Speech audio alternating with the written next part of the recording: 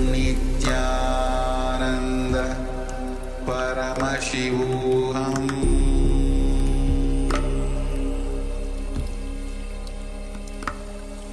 Om Nityananda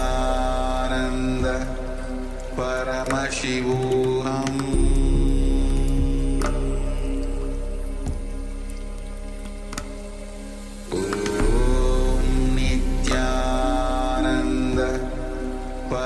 Paramashivoham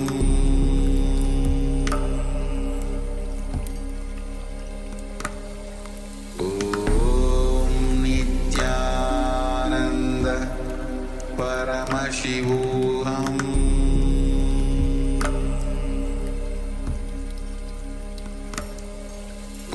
Om Nityananda Paramashivoham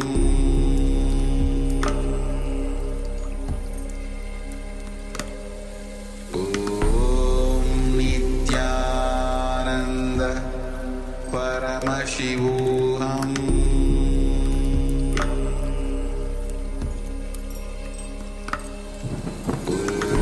Om Nityananda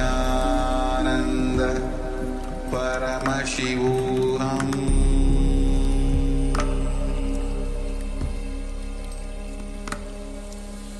Om Nityananda Paramashivoham Paramashivoham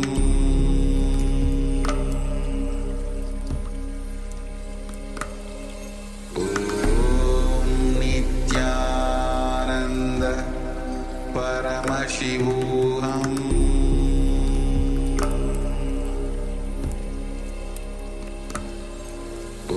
Om Nityananda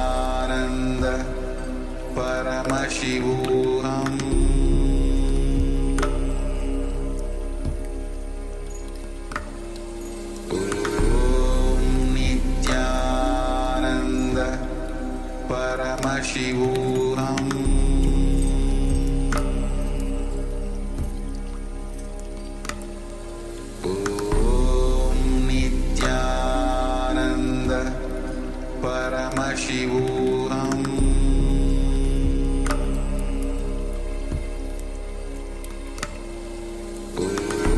Om Nityananda Paramashivoham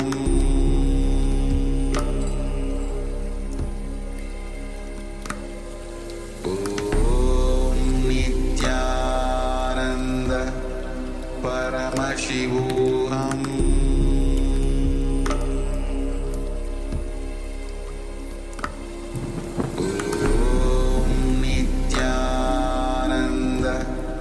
Paramashivoham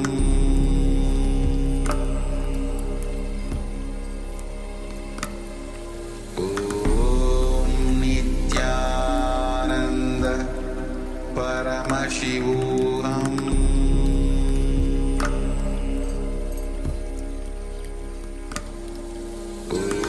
Om Nityananda Paramashivoham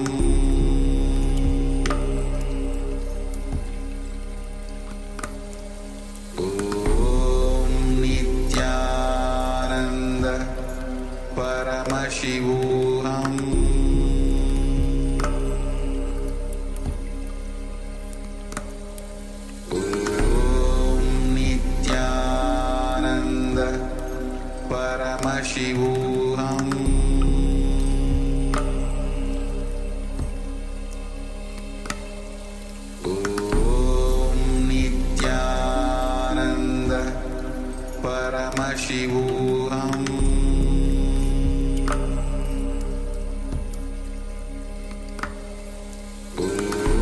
Om Nityananda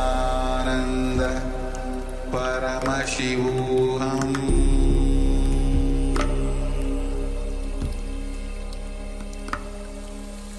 Om Nityananda Paramashivoham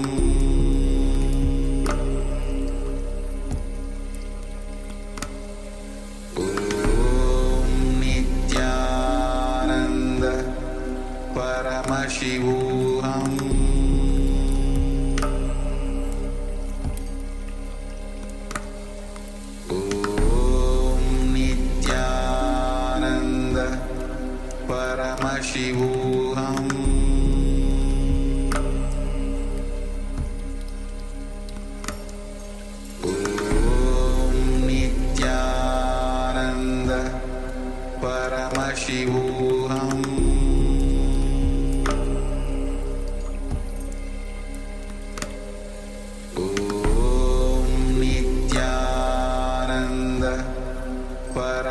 Paramashivoham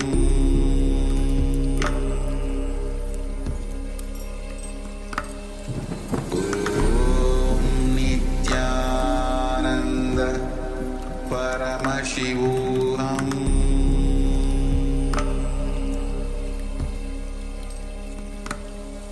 Om Nityananda Paramashivoham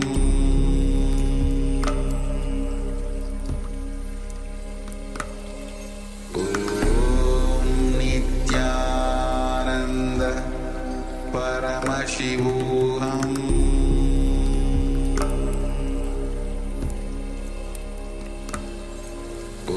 Om Nityananda Paramashivoham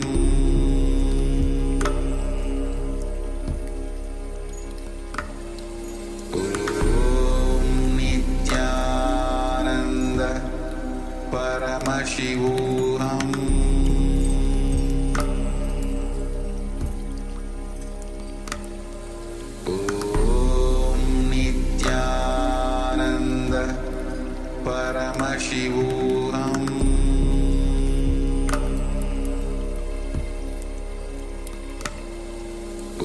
Om Nityananda Paramashivoham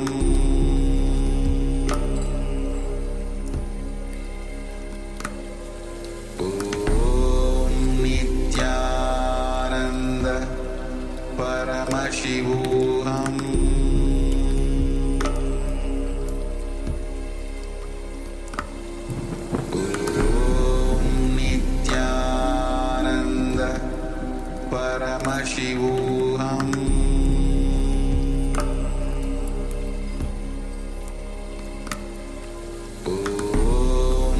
Nityananda Paramashivoham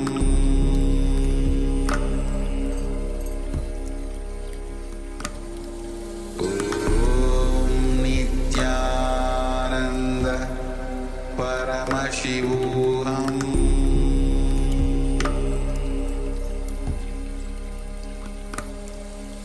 Om Nityananda Paramashivoham Om Nityananda Paramashivoham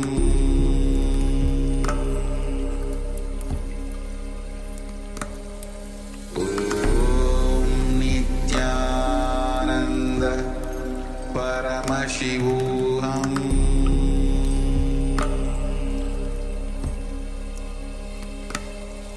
Om Nityananda Paramashivoham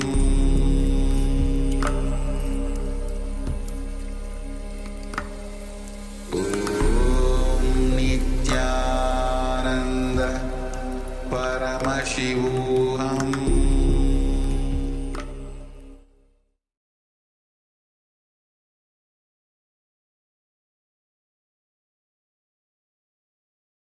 Yes, you can now relax.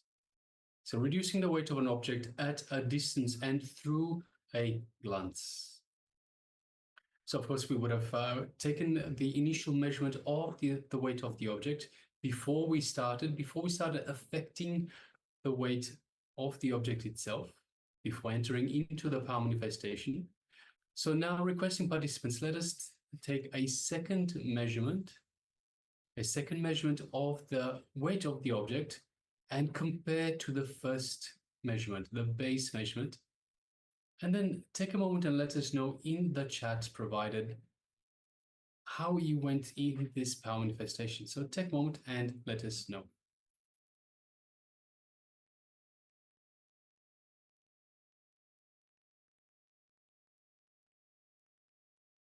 So once you measured the object once more, you can share what kind of object you manifested this power on and by how much the weight has changed. And also take a moment and let us know any challenges that you have in terms of manifesting. So if you haven't manifested this power, if you have you found it hard to manifest this power for one reason or another, let us know as well, and we'll guide you and help you out. Whatever your situation, wherever you are stuck, we can identify that and help you manifest this power as well.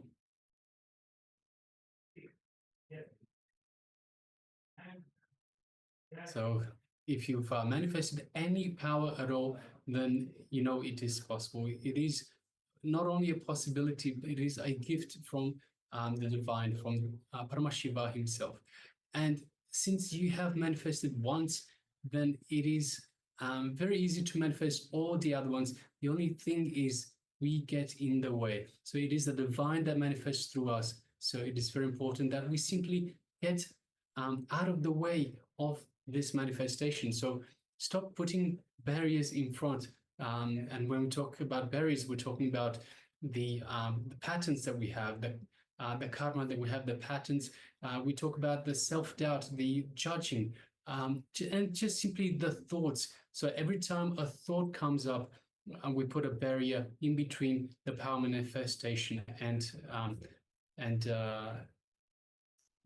ourselves. So it is very important that we remove these barriers and just let the power manifestation flow through us.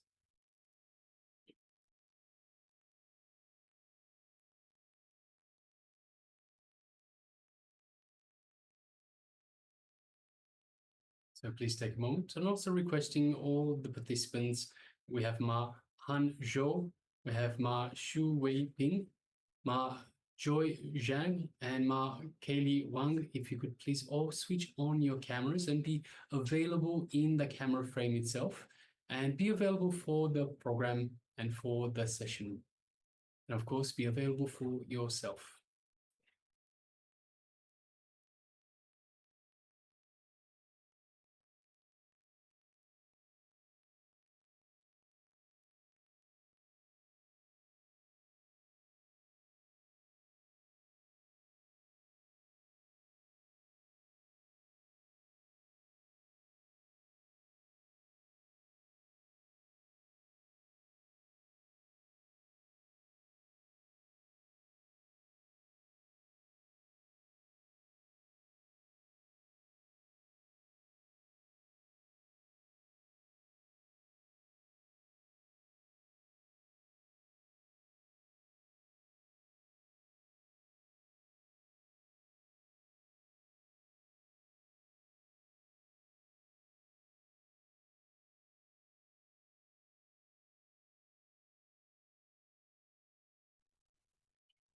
All right, so if you're still sharing, please go ahead, continue to share.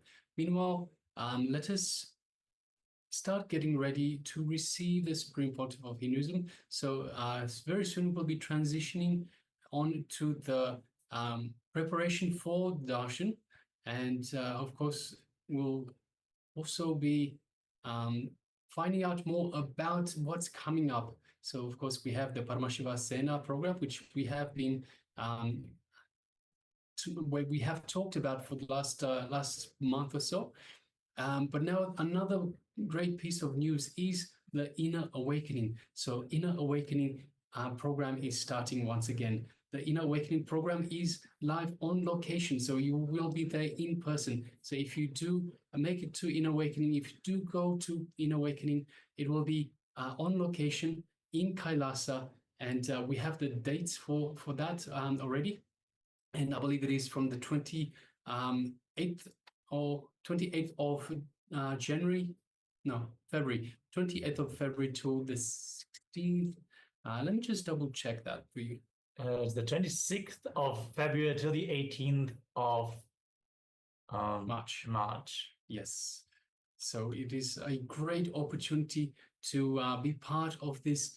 Once again, Inner Awakening is going to be live. In person, you can be there in person, and in Kailasa itself. So Swamiji is beautifully opening Kailasa to the world, and what better way to open it than by having Inner Awakening in Kailasa itself, in one of the sovereign locations of Kailasa. So Yeah, it's been 7.5 years since the last inner awakening and 6 years since the last physical program. So don't miss this great return of inner awakening. And now in the sovereign location, naturally what you can expect, we ourselves don't know what all to expect. And there were Yes, Swamiji is keeping it a surprise for ourselves as well. So as of yet, we don't know everything that Swamiji has planned for this very inner awakening. We don't know what are the beautiful events that are waiting for us. We can only guess from the previous years, and I guarantee it is going to be a blast. It'll be absolutely fantastic in every single aspect. In all the revelations, so it's going to be such a beautiful program in terms of the revelations, the information, all the powerful cognitions, the techniques, the power manifestations. The food is going to be amazing, absolutely pure sattvic food, and everything. It was announced that we're going to have 21 different dishes per meal of pure sattvic food, which is prepared right on location. So that itself already is very exciting news. Yes. And as always, it's going to be aushada. So each and every part of the meal will be energized and offered to the deities. So it is not only sattvic food, it is aushada. It is energy medicine, each and every component of the food. Yes. So we'll be hearing about all of that and much, much more. So let us get ready and let us transition to the program, the pre-darshan program that is about to start very, very soon.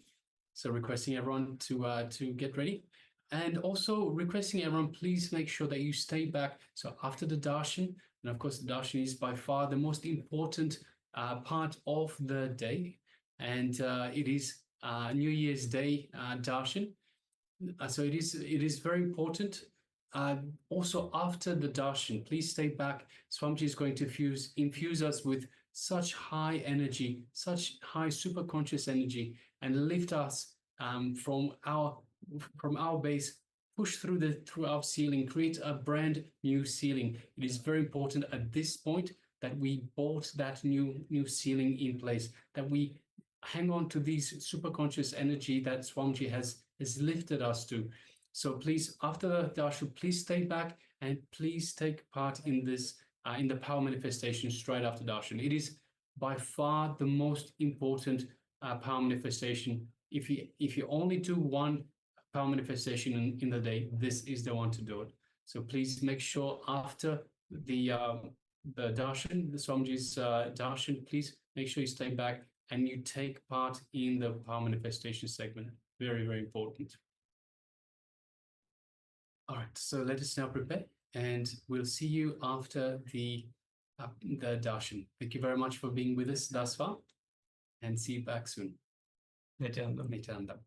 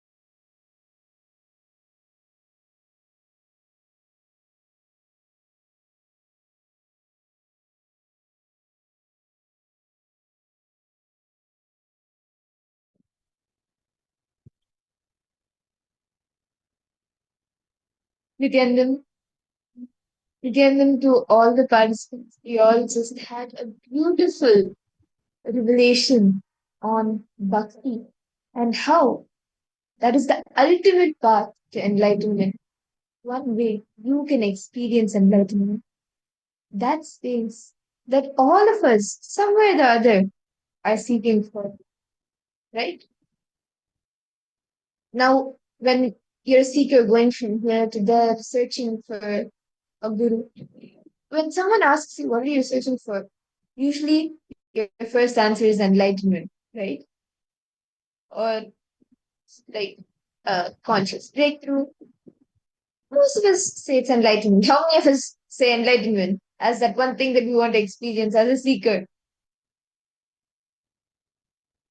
If you're a spiritual seeker and you're searching for a guru to guide you, that's the usual answer that we give, right? And of course, that's all of our ultimate, like what we need to experience, having the superconscious breakthrough. And bhakti is the ultimate way you can experience that, the ultimate path through which you can experience enlightenment.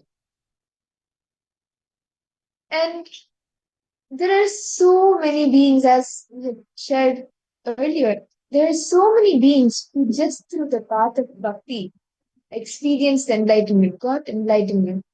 Whether it is all the different Shiva devotees or the Vishnu devotees, Vishnu bhaktas, all the Nayanmars, the 63 Nayanmars, or even devotees like Akka Mahadevi, Basavanna, the great poets and singers, Purandaradasa, and all of them, just by being in the bhakti, space of bhakti, they got enlightened. They experienced enlightenment. And there are very beautiful stories on Anda, like actual incidents. These are not just stories. Understand? History is one thing, but Puranas are the actual happening as it happened at the Puranas. And in the Puranas, there are various stories recorded. All of these incidents are recorded in the Puranas, like Mirabai, Andal, the story how just through their devotion to Lord Krishna, to Bhagavan Krishna, they experience enlightenment. Or Purandaradasa to Vishnu, how he experienced enlightenment. To Akka Mahadevi, just through her devotion to Mahadeva, Paramashiva, Channamallikarjuna, she experienced enlightenment. But through Basvana, through his devotion to Paramashiva, he experienced enlightenment. All of these different beings, just through the pure space of devotion, offering their gratitude to Paramashiva, to Bhagavan Vishnu, to their Ishtadevata, they experienced enlightenment. And a little to understand, see, as very beautiful in the satsang Swamiji revealed, right? How deep, right? Devotion can make each and every one of us experience enlightenment itself. As Swamiji very beautifully revealed in one, actually in the story of Andal, right? Andal was born to a very devoted Vaishnava devotee. And this couple used to always make flower garland to Ranganatha. That's the service. That's the way they relate to the Ranganatha. So this uh, florist, right, who he makes temple garlands and everything, and he really wanted to have a child. And in the garden, he found a baby lying down there, and especially a baby girl. And he decided to take it and grow her up as spoon golden. So Anna was therefore called a spoon golden. She had like a very beautiful connection with Ranganath, with Vishnu Paramji. She had a very beautiful connection. Actually, her father was a temple priest, and he was a very great devotee of Bhagavan Vishnu as well. Like he was a pujari in the temple, in the Raghunath Swami temple, and every day he used to offer puja. He used to sing the hymns. So as a child, which is Andal, of course, she grows up hearing the hymns of Bhagavan Vishnu, and she also, like, her entire being vibrates with that, the name of Bhagavan Vishnu. With she just manifests Bhagavan Vishnu in her, like experiences, she sings those hymns and offers her devotion every day to Ranganatha Swami, to Bhagwan Vishnu. And she always used to have a thing that she'll always wear the garland. Understand, the day before itself, the father will make garlands, so he'll keep it aside. So these are garlands which to be worn by Ranganatha, Parandhama in the temple. So what he does is, so what Anda does, so as soon as early in the morning, she gets all the garlands and she looks herself in the mirror. And this is her way. She does her devotion. She shows her devotion uh, to Parandam, to Ranganam. So she wears a garland on her, then she looks at herself in the mirror and she reflects it back. Even as she grew up also, she continued on this. The literally the when she used to do this every single day, right? That the flowers will smell even more fresh she used to be. And especially these flowers being worn by Ranganatha. Ranganatha will be so happy, and because of the whole temple was flourishing also. And the flowers also was getting even more scent also because of the devotion which Andal had. So what happened was, so one day she wore the garland, and her father saw her and she was like, "What is this? Like, this is the flowers like I like to be worn by Ranganatha." And actually, when they take the garland to the temple, the father he finds a strand of hair in the garland. So he's like, "How did a hair come into this garland? That too a long hair, so it should be a woman's hair only. How did this strand of hair come here?" And he looks into this, and the next day he actually sees that Andal wears the garland. Like he orders another garland, but actually there is a very beautiful thing that happens where if Andal Tungulai does not wear the garland does not stand on Ranganatha's front. So basically, after finding this strand of hair, after looking into this and looking into the entire situation, the scenario, the father, he finds out that Andal is wearing the garland every day, adorning herself, then removing it and keeping it for it to be offered to Ranganatha Swami. He becomes so like angry and furious. Like, how can you wear something that is going to be offered to the deities?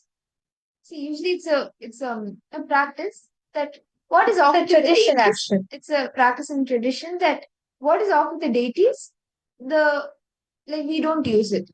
Whether it's food, the food is newly kept, different vessels are used, different um plates, cups, everything is completely different for the deities. So the saliva does not come on what the deities have. And even the clothes, everything for the deities is kept separately. What we use, we usually don't put it for the deities. So the father, he was furious, like, how could you wear the garland that offered to Ranganath Swami, and all these days you have made me commit the sin of putting the garland for Ranganath Swami after you've worn it. And but Anda says this is my devotion, and this is what I'm doing. So, but then he tells no, you cannot do this. And so the next day, what happens? She tells her father, but that I cannot think of anyone else except Vishnu. He is only my beloved. He is only everything for me. I cannot think of anyone else. Actually, even the father was planning for her marriage, and as she had come to that age, so the father had started planning for her marriage and for everything. That father to fulfill his responsibilities towards this grown-up daughter. But Andal was like, "What do you mean that I need to get married? I cannot think of anyone else except Vishnu. My devotion, everything is only for Bhagavan Vishnu." And like she tells her father that he is not going to get married, and actually that is during that time she goes out with her other friends, the Sakhis, and she enriches people. She sings the beautiful Tirupugal, the verses expressing her devotion. She sings the Tirupugal, expressing her devotion to Bhagavan Vishnu and enriching people. It's actually a very beautiful verses in Tamil. on her devotion to Bhagavan Vishnu. And she just goes on singing this and enriching people, more and more people. Just sharing however she feels. She sings to Bhagavan Vishnu, however her feelings. She opens up to Bhagavan Vishnu, offering her devotion. And the time goes, and it is during this time that the father finds out that she's wearing the garland, and he gets angry and says that you cannot do this. The next day, without her wearing the garland, he makes sure that she does not wear the garland, and he takes the garland to the temple to offer to Ranganatha Swami without Andal wearing it. So he takes the garland, he goes to the temple, he tries putting it on Ranganatha Swami. After the pujas, after the rituals, he starts putting it on Ranganatha Swami. But the garland is falling, it is not holding. They get another one and offer that one as well. That one also withers away. It avoids standing on the deity. Then, like the Andal's father, Pungadai's father, he is wondering, like, why is this happening? Why is the garland not staying on the deity?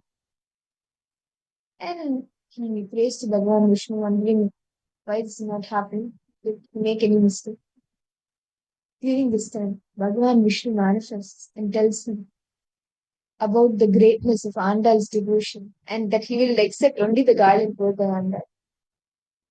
After Bhagavan Vishnu tells this to Pungadai's father, Andal's father, he brings Andal, makes her wear the garland, removes it and puts it on Ranganatha Swami. And the garland stays. And this shows that her devotion towards Ranganatha, right?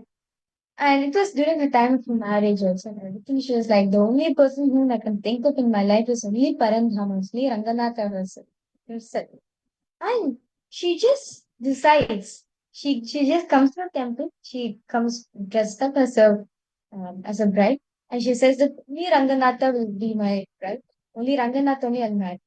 So she'll dress up herself as a bride, and she goes stands and immediately she merges with Parandhama. She merges with Parandhama. Of course, she experienced enlightenment itself. This is for each and every one of us to understand about bhakti, devotion, devotion to God, devotion to Swamiji, devotion to Paramashiva. Anything in your life just manifests, including enlightenment, including the greatest thing, the ultimate thing, even like enlightenment also. You can manifest, you can experience it just through bhakti alone. And understand the power of Guru Bhakti. Like, if you want to give the perfect example, the relationship that Swamiji had with Annagirogeshwara, it's just like how they say. Swamiji says, right, how Annagirogeshwara was a fantasized version of Guru for him. How he fantasized the Guru to be to him. Close Swamiji was with Annagirogeshwara, like that relationship Swamiji had. Like, it's just too amazing. Like even you listening to the story itself, you can literally feel the goosebumps. How that intimacy, the devotion towards the Guru. Literally, understand Swamiji says in very beautifully in Guru Gita, Paramashiva says, there's nothing greater, there's nothing higher in this world other than the devotion to Guru in life. Understand? The having the Guru's grace in your life is the ultimate thing you can have. The ultimate treasury you can even have in your life is devotion towards Guru. The Guru Bhakti towards Paramashi, towards Swamiji. That can actually help you. All the participants, Ma Gresina, Ma Airi, Ma Kylie Wong, all the participants who are watching us live right, just having Guru Bhakti, having devotion, pure devotions to Swamiji. Anything you want to manifest in your life, be with health, wealth, leadership, or anything, relationship or career, anything you want to manifest in your life, just for having bhakti, surrender to the Guru, Surrender to Swamiji, surrender to the ultimate. You can manifest enlightenment itself.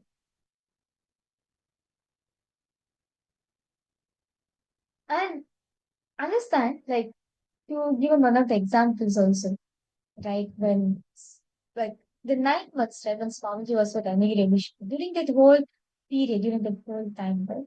What's the last games that was last once? Swamiji asked Enrichment, take me to your home.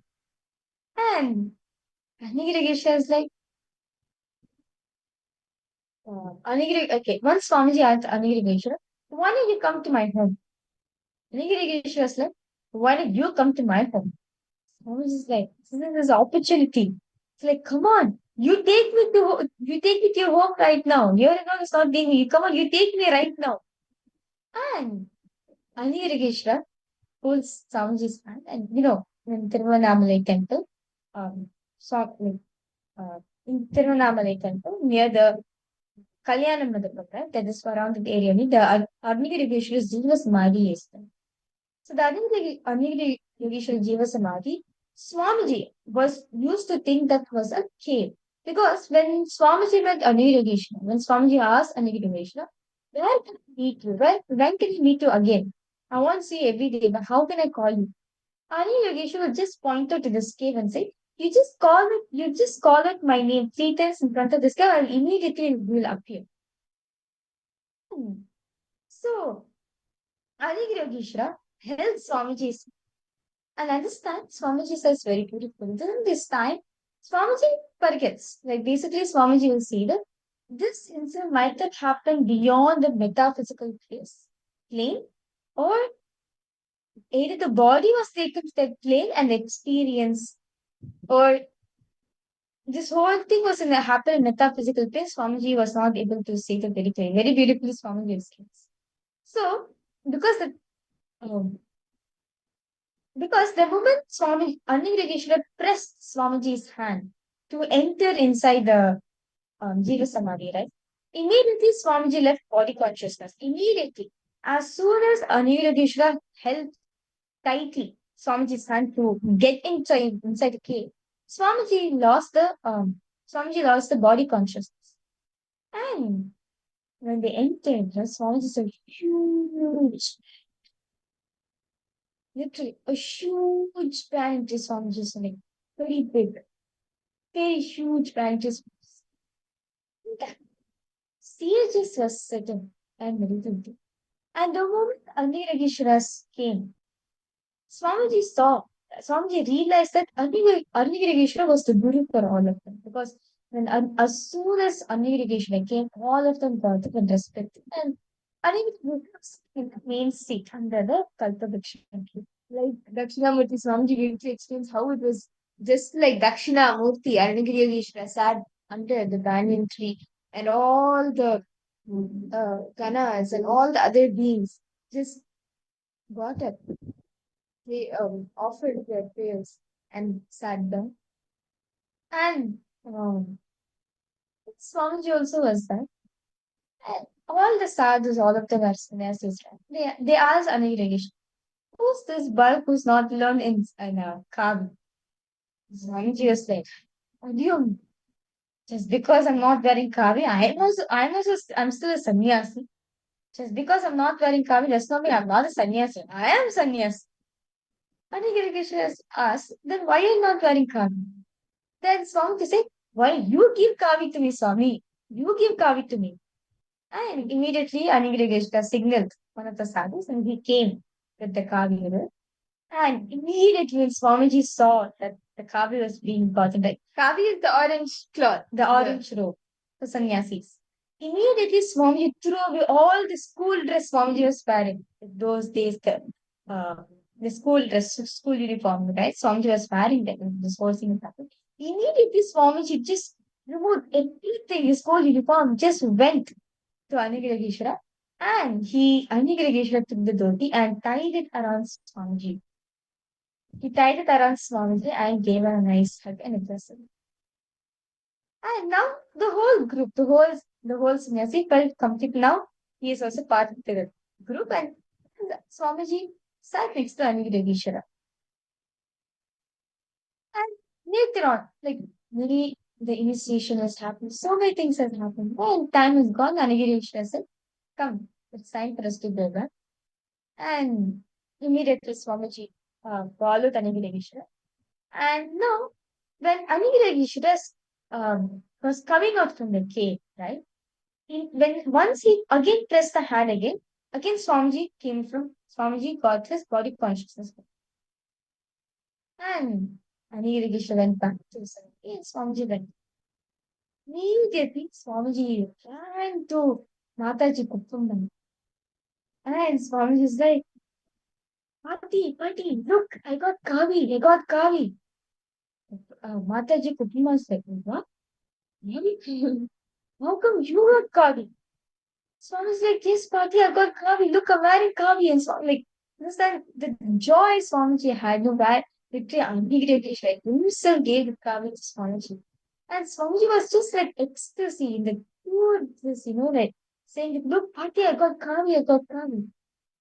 Uppal was serious. He said, tell me the truth. Did you steal this from a shop? Or did you actually get it? Oh, tell the truth very clearly. Okay, this shop. Gave you this. From which shop did you steal this Kavi? Swamiji said, no, I'm not lying, Pati. I really got Kavi.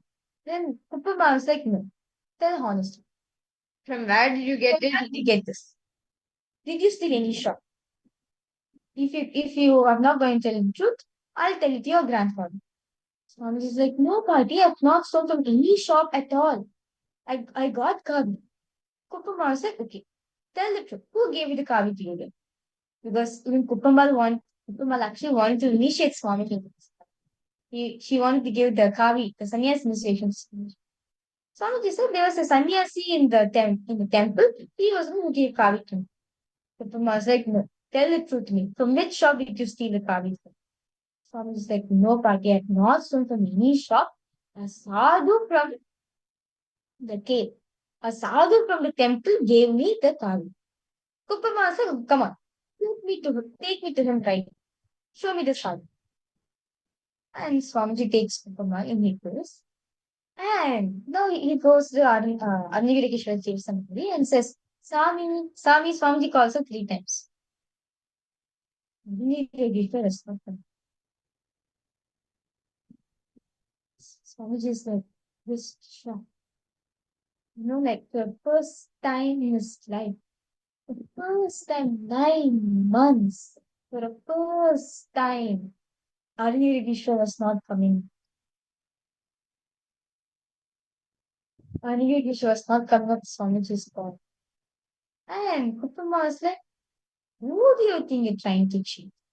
Swamiji was saying, no, from this cave only the sadhu used to come from this cave, pointing at the Jiva Samadhi, Jiva Samadhi, Swamiji said, from this cave only he came from. Kuppama said, who are you trying to cheat? Is this the cave? And Kuppama just slapped at the door. Kuppama just slapped at the stone. She moved the pillars and just gave us and slapped on. That was the first time in life Swamiji realized it was a solid stone. It was not a cave. It was a solid stone structure. It was a solid stone structure from where every day he used to see Arunagiri come out. It was not a cave. But this was the first time Swamiji saw this. Swamiji's life was so shocked. For the first time in his life, for the first time, what he used to think a cave, it was just actually a stone, a solid stone. Now, Kuppama said, tell me the truth, Hans. From where you Of course, Swamiji knew he was not lying. Immediately, Swamiji promised Kuppama's head, just slap on just slap. That's the way in villages they want to tell the truth. Just like Satyam, you just promised on someone's head. So Swamiji did the same and said, Satyam Apadi. I'm telling the truth, Nipati, I've not stolen the Kavi at all. You can call it a promise, you can call it a swear or whatever. But See, actually, party is a very beautiful way, loving way to call grandmother. And so Swamiji just tells Satyama party, like, really, this is only the truth. He puts his hand and he says, on behalf of myself, on behalf of you, on behalf of Arunachaleshwara, Arunachala. He was the one, he used to come from this cave. He is the one who gave me this kavi. So he is the one who came, he is the one who took me the hand, and he is the one who initiated the kavi to me. That's when Kuppama started listening to Swamiji. This act, like this promise that Swamiji brought Kuppama into listening. Because Swamiji gave a promise on himself, on her, on Arunachaleshwara, and of course she knows how much Swamiji respects her and the temple deities. So this brought her listening. And Kuppama asked, from where he used to come that sadhu. Swamiji said, from this cave when he used to come. I used to call Sami 3 times, he used to come out from this cave. Then Kuppama asked, do you know how he looked? Like a Reincarnation Swamiji was describing him. He had such golden skin, long chatas like Dakshinamurti. He wore a rudraksha and wore a dhoti and one towel on the head. Bare chest, broad chest, basma all of the body. And he had a white smile. Hearing this, Kuppama asked, from where he used to come? From this cave only. 3 times I used to call him Sami, from this cave only he used to come. Then Kuppama asked, you know his name? Swamiji said, yes, I know his name. He says his name is Arunagiri Yogeshwar. Kuppama was like, she's like in complete shock. By now she's in tears and she's in complete shock. And she tells Swamiji, like, she's not able to verbalize by this time. She just folds her hand and she mentions how people wait for lifetimes to see, just to catch one glimpse of him. People do so much of tapas, so much of meditation, so much of sacrifice, tapas, penance, just to catch one glimpse of him. And used to see him every single day. Someone said, yes, every day I used to see him. Kuppama was not even taken at all. She was in just pure tears and relaxation. Now Swamiji is in dilemma. He's like, one side Kuppamal had trusted me and she went, no, Anirageshwar is not coming out. That's his main thing. Anirageshwar is not coming out right now. Swamiji called Swami so many times. No response came. Like almost like Swamiji's heart was broken. Swamiji usually, like Swamiji says very beautifully. Like a gopika, right? When Krishna was playing the flute, the Gopika was listening to the flute. She wants to go and experience. She wants to be part of that. She wants to be with Krishna. But currently, the time, the mother-in-law and and the daughter-in-law will be, and the daughter will be sitting in the staircase and will be combing the hair and removing lice. So she was like, as soon as she ran, she saw both of them sitting. She was not able to go because if she goes out, these two will question her and report to her husband, and that's it. Her husband will come to her, and she'll not be able to. But at the same time, she wants to go see Krishna. She wants to go meet Krishna. She wants to be with him. But the mother-in-law was not. She had the mix of joy and pain. Both was mixing in her. She just like, she couldn't do anything. She just surrendered and she became enlightened. And that's the same experience, the same yearning Swamiji had just to see Aniryogisha, just to have that wondrous and skin. But still, Aniryogisha was not coming. Swamiji was crying continuously. That itself was in the entered state. After some time, the temple priest came. Sorry, the temple watchman. Usually every day in the night, he'll wash the temple. Right after the deities goes to sleep, he'll wash the whole temple area. So he saw Swamiji and because Samyar Paya, that's like Swamiji used to say that the whole temple, the whole Tirunamal used to call him Swami, right? So he called the temple watchman saw Swamiji and said, "Hey, Samyar Paya, wake up." Like saying Swamiji to wake up, say, "Can you hold the pipe for me? I want to wash the temple." Swamiji used to help and assist also. And because then the deities are going to sleep, and you go have darshan or Parnachalation, then you come and help. And Swamiji went. As soon as Swamiji entered the temple, Swamiji looked up and saw Anigirishra was sitting in the temple. Anigirishra was sitting there on the linga. Anigirishra himself was there. That is when Swamiji understood and also had the experience that he, Anigirishra, are one and the same. Swamiji experienced the space of Paramadvaita. He understood that Yogeshwara is none other than Paramashiva himself, and he is one with them, one with Arunagiri Yogeshwara. Swami experienced the space, the pure space of Paramadvaita, the pure oneness experience. And literally, like when Swamiji saw Anugiri sitting on the Linga, he ran to the Garbha Mandir. He said, "Swami, you are here." And immediately Swamiji went, and Nigiragisha gave a hug. That's the exact time Swamiji experienced Paramadvaita and Nigiragisha. And he and Nigiragisha were one and the same. Both of them were one and the same. He and Nigiragisha were in the same. From then on, Swamiji neither saw him in a separate form nor missed him, as Swamiji knows. Anigirishra is there in him, as Anigirishra merged with the Swamiji. This is for each and every one of us to understand that bhakti, devotion, right? The kind of integrity, the kind of devotion Swamiji had with Anigirishra. Literally, like it's like no words to say. And this shows the bhakti, devotion to Guru. Just having intense feeling connection, devotion to Guru, deciding to be integrity towards him. Understand Swamiji says.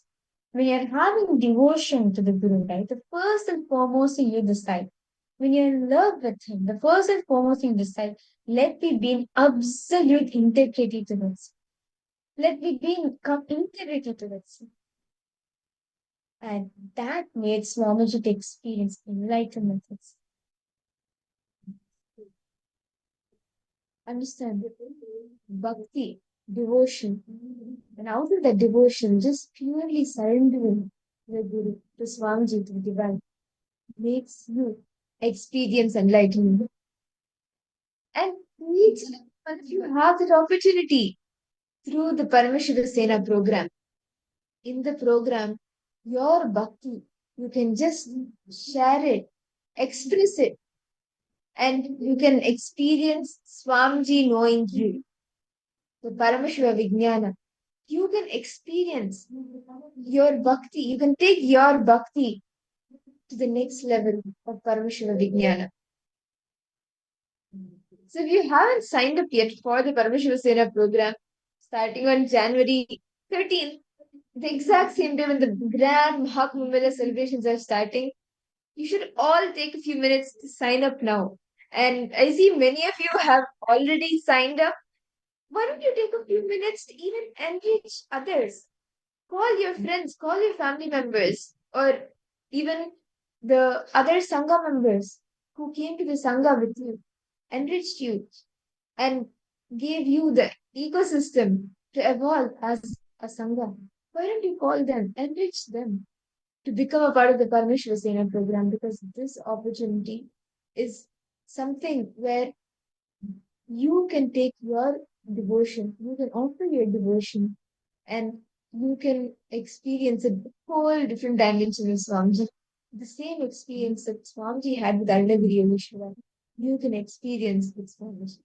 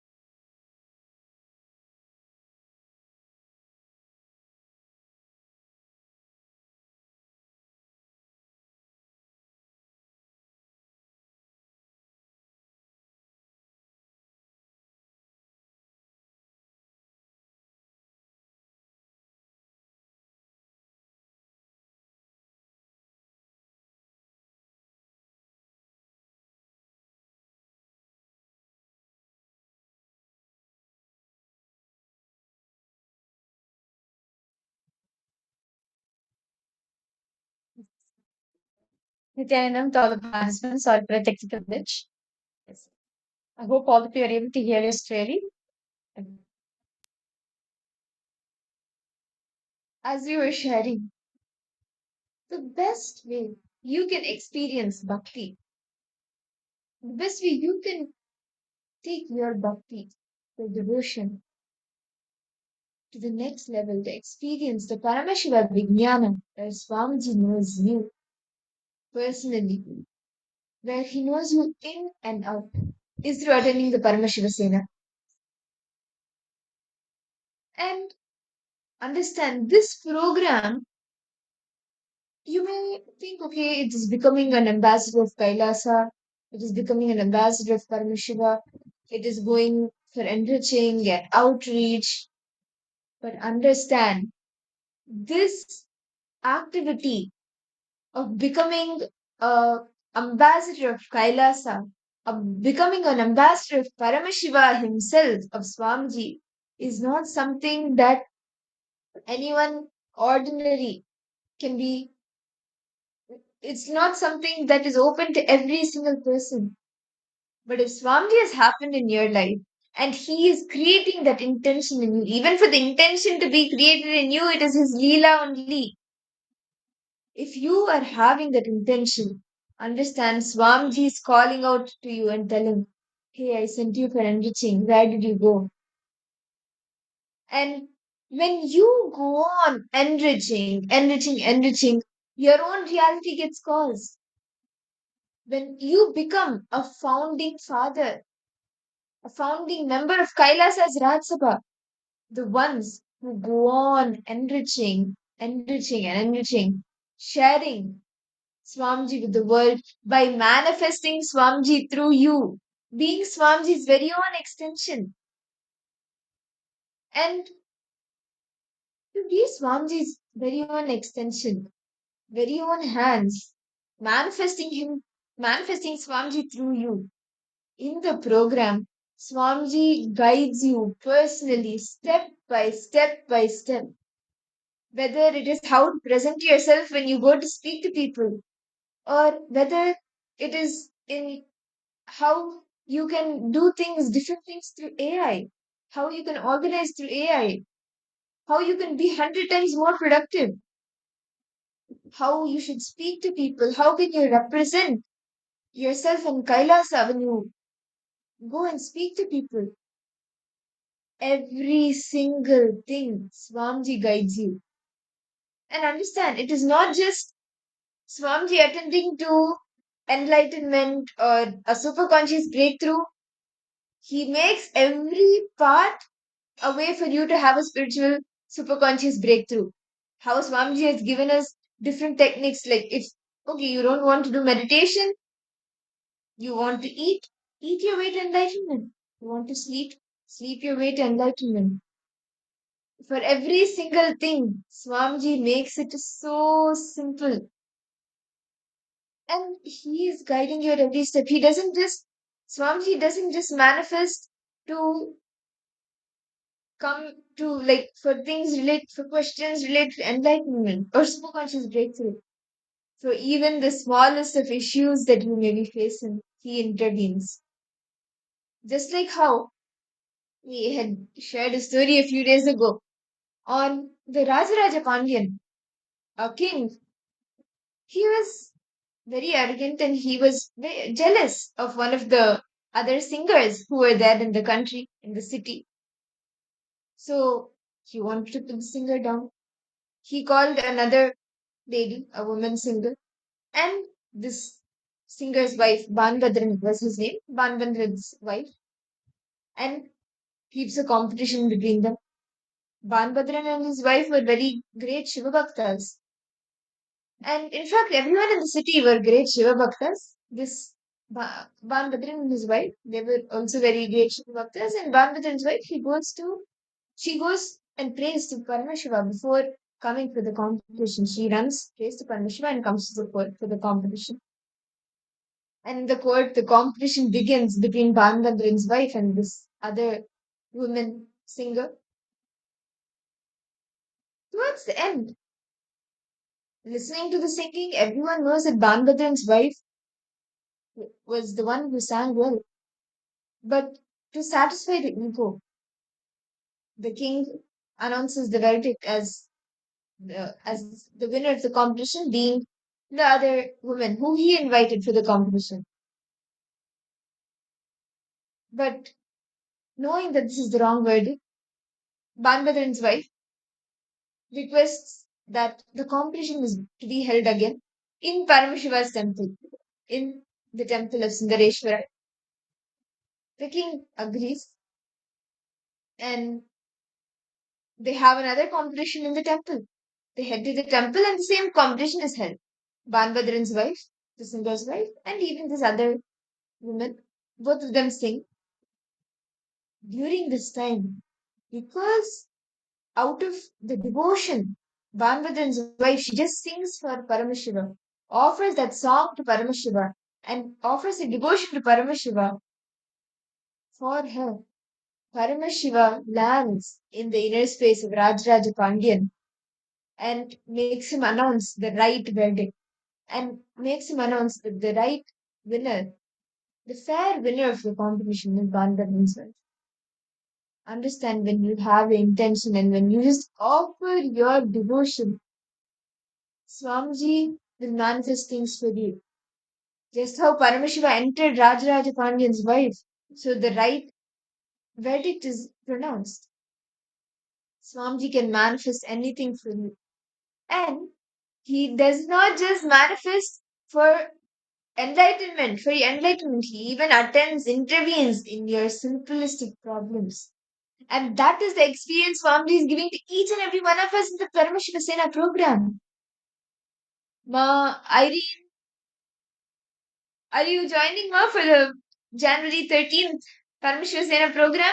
And I see many of you have actually already signed up. Ma Mallika, Ma Yuvan, Nityanandam, Ma Joy, Nityanandam, and all the participants even viewing us on YouTube. Understand, when you put your intention, when you say yes, let me manifest Swamiji through me and be an inspiration for all the thousands of people waiting out there to have a superconscious breakthrough. Let me be a spiritual inspiration and a way for Swamiji to flow through, a vessel for Swamiji to flow through, to reach out to each and every one of them. And understand, when you get on ground, enriching people, Swamiji manifests through you, and through that, you can manifest your own reality. In Paramashiva you are trained on ground for each and everything, and you are guided by Swamiji for every single question that you have. Actually, why is it that though all of us need to attend the Paramashiva Sena program, like especially for past few days, all of us have been kind of understanding, and also the program that's been happening, right? Many of us will have a question: why do we need to attend the Paramashiva Sena program? First and foremost, you need to understand that you become part of Kailasa's Ratsabha, meaning you become part of the parliamentary system of Kailasa, the Hindu parliamentary system. You'll become a part of it, and which is literally the universal Hindu parliament in the global, in the planet Earth. And by being part of the Paramashiva Sena program, you will be trained to become a Hindu activist in action. Like literally, you're going to be going on the ground, as Swamiji said, right? Like the literal definition of Paramashiva Sena, literally ready to stick their neck out for Hinduism, going out to each door by door, street by street, person by person, going distributing the books, flyers, enriching them, causing them in their life. You're being trained on ground to become a Hindu activist, and you get directly trained, like literally, we get directly trained from Swamiji himself for this. And as the main thing is, you become a ambassador of Kailasa. You become a Kailasa's Ratsabha in your own zonal region, in your local Kailasas also. You will represent the Ratsabha of your local Kailasas too. And like And also, you get trained to represent Kailas's international platforms such as the United Nations and so on. Like you get to represent Kailas, the only Hindu nation in the world. And wherever you are, you'll experience the Salokya Mukti. Meaning, actually, there's four types of muktis. Salokya, Samipya, Sarupya, and Sayujya. So these type of mukti. So basically, Salokya mukti is having the experience where you get the liberation, where you are in the same place with the divine, where in the same place, the same ecosystem, the same place with the master, with Paramashiva. So when you're attending the Paramashiva Sena program, right, you achieve Salokya mukti wherever you are. You will be in the place where Swamiji said. And you also get trained into the Kailasa's administration. You get trained in Kailasa's top-notch AI platforms and softwares which you have. You get educated about Kailasa nation with the legal rights and Kailasa's sovereignty. Exactly, we understand on ground, like, we understand detailing what Kailasa is, and you'll also take the responsibility, understand, as become attend the Parameshwar Sena program. You will take the responsibility of the collective integrity of your Sangha, as very beautiful in Swamiji segment satsang, that it is the collectivity which keeps the ship afloat, which keeps the ship floating, right? So the collective entity of the Sangha is a collectiveness, not individual, no. It's a Sangha, it's one ecosystem, it's one. So by part of Rajsabha, by Parvashiva Sena program, you will be trained and you'll be taking a responsibility for the collective integrity of the Sangha. And not just that, you will become the source of energy, inspiration, love, compassion to one and all, to anyone, whomever you're meeting. You literally be the source of inspiration for all of them. Be with love, compassion, energy, anything. You will be the source of energy for the other person. And you'll awaken by attending the Paramashiva Sena program, right? You're literally awakening Paramashiva Prana in you. Will awaken Paramashiva Prana in you, as very beautifully Swamiji said, right? What Swamiji is revealing in the Paramashiva, what was Swamiji is revealing in Paramashiva Sena program, you get the experiential understanding about it. You understand it you get that as an experience in your life. See, understand. Apart from all of these truths and all the guidance that you get, the on ground training, ultimately, you get to experience a different dimension of Swamiji, the Paramashiva Vijnana space where Swamiji himself knows you in and out, what pattern you're having, what are you struggling with, how you can resolve that, what is the exact thought current behind that pattern, why is it repeating again and again and again, or externally, what is your background, what is your job, who all are there in your family, what each person is going through, what is your relationship with each person, how is it, how can you fix the relationship with them, every single thing. Swamiji Dixon helps you, guides you. And actually, if you see, right, all the participants who are there in the current batch of Parvashil Sena have manifested it, have manifested coming there just as a miracle. Many of them didn't have funds. Many of them didn't have a passport. Many of them didn't have a visa. But all it was, okay, Swamiji has said, Swamiji is invited to the Parvashil Sena program, and Swamiji has said to come. To become a Rajsabha member of Kailasa, become his own ambassador. What else can you expect? What else is there, right? Other than knowing, yes, Swamiji knows me, having the pride that Swamiji knows me. What happens, Swamiji knows me. And being guided at every step of the way.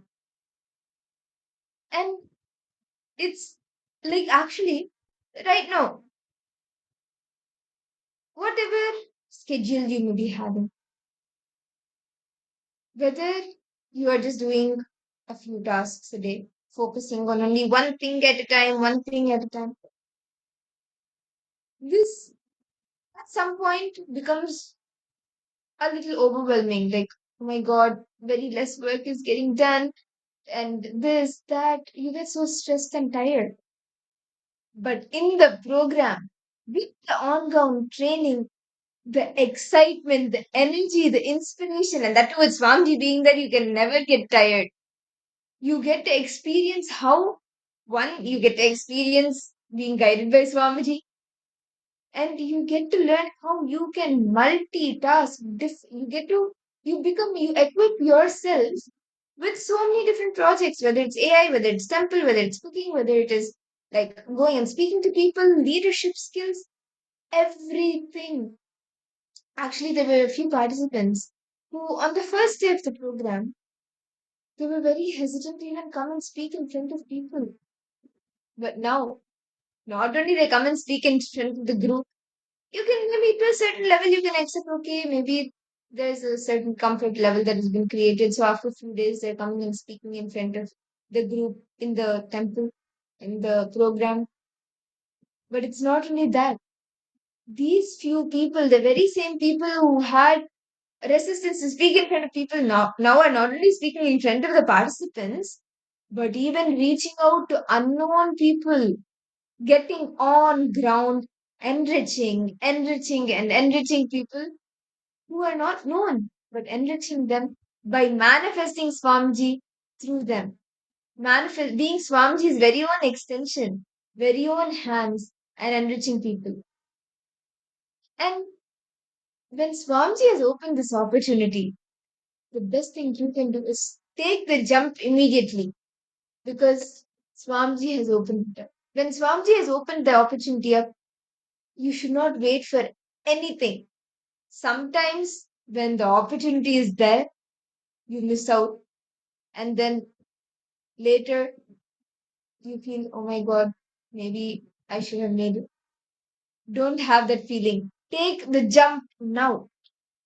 Swamiji has said to come be a part. He has invited each and everyone, and he is calling all of us. He has told all of us that I sent you for enriching. Where did you go? And he is calling us all back to where we started from. So we can go on enriching millions and thousands of people out there waiting. How many of you remember that one person or the one person who introduced Swamiji to you, who said, hey, there is this one being who is waiting.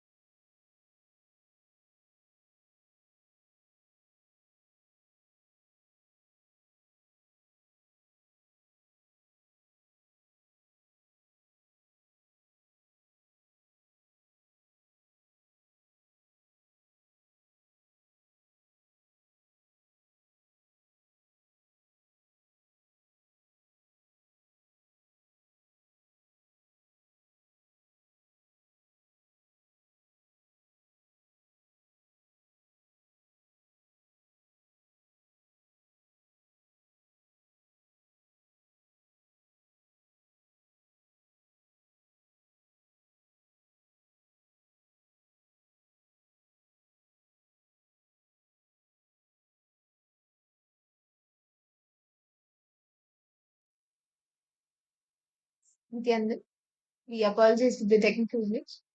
Yes. So see, Swamiji is calling each and every one of us that he sent us for enriching. Where did you all go? He says, I sent you for enriching. Where did you go? He has called all of us, invited all of us. Now it is your decision whether you want to come back to where you started from and manifest Swamiji through you as his own extension and be an inspiration for millions out there who is waiting. You may remember the first person who introduced you to Swamiji, enriched you, even if it was through social media. After that, who enriched you further? How did you get to know about Swamiji more and more? You can be that person for a million other people who are waiting out there for this superconscious crystal. And through that, you can manifest your own reality. You can cause your own reality. Because that is the science.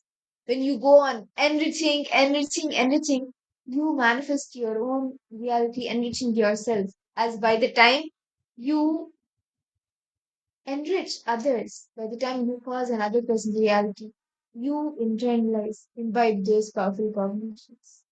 And that is also the biology of the guru-disciple relationship. And in the Paramashivoham program, you experience the physics, the biology, and the chemistry of the guru-disciple relationship. You are in the breathing space of the guru.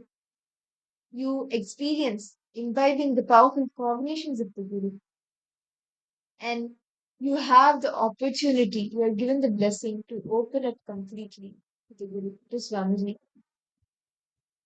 And the Paramashivoham program, right? Literally, you'll be becoming a very powerful power manifester.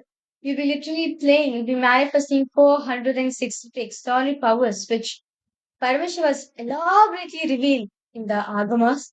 And not just that alone, you get trained to cause others' reality, thereby you cause your reality also. You'll have the understanding, you'll manifest, you'll cause others' reality, and at the same time, you manifest the reality for yourself also. You get trained to cause others' reality, and not just that also. You'll be a part of this historic initiative, the start of Kumbh Mela in your own city or in your own country. Literally, all the Parameshwara participants, like as a Maha Kumbh Mela is coming up, right? And all of us are preparing for the beautiful happening, advent happening in the planet Earth. And by attending the Parameshwara program, you'll get trained. You'll be literally be training on how to answer any questions related to Kailasa and Swamiji, and you'll experience a personal feeling connection with Swamiji. Like your own, understand Swamiji says, each person is unique. The way they connect to me, each person is unique by themselves. You will cherish, nurture the feeling connection which you are having with Swamiji. And above all, not only you will know Swamiji, Swamiji will know you personally by your name and your face. Literally. Firstly, Swamiji know you in and out about your man and manifest about your Swamiji will know end to end about it. Apart from, you'll also learn the authentic Nitya and the yoga and the Nitya Puja, and you literally will experience Kailasa Sangha. You'll get the experience of Kailasa Sangha from all over the world. And you also interact with the Kailasas Rajsabha, the members of other Kailasas ecosystems, and you'll get an opportunity to nominate others as part of Kailasas Rajsabha. So those are the participants who are attending the Paramashivasena program, right? You have an opportunity, they have the opportunity to nominate others also to be part of the Kailasa Rajsabha. And you learn power manifestation to cause your reality